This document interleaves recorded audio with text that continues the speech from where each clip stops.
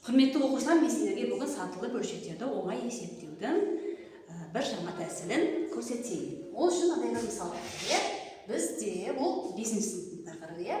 5-тен 3-тен азайтайын 4-тен 2-ні бөлінген 3-тен 1 6-дан 5-тен тең болады. Ол үшін табу үшін біз былай істейтінбіз, азайтамыз, сосын бөлшектің бөлімін азайтамыз, сосын бөлетінбіз.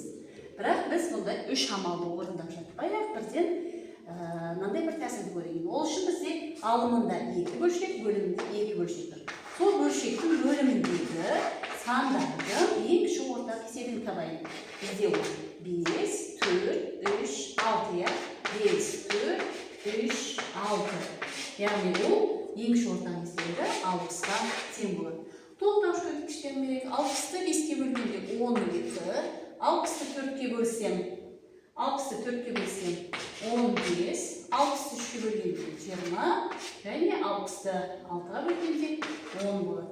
Және мен бұлай оңай жаза саламын. Яғни 12-ні 3-ке бөлгенде 36 минус 15-ті 2-ке бөлгенде 30, 20-ны бөлгенде 20, азайтқанда көбейткенде 10-ды 5-ке бөлгенде 50 болады. Тең болады. Сонда бізде 36-дан 6-ны 30 алғанда 6, 20-дан 2 алғанда минус 30. Яғни екеуі де бірдей санға бөлінеді, 30-ға қысқарады. Сонда ол бізде 5-тен 1 болады.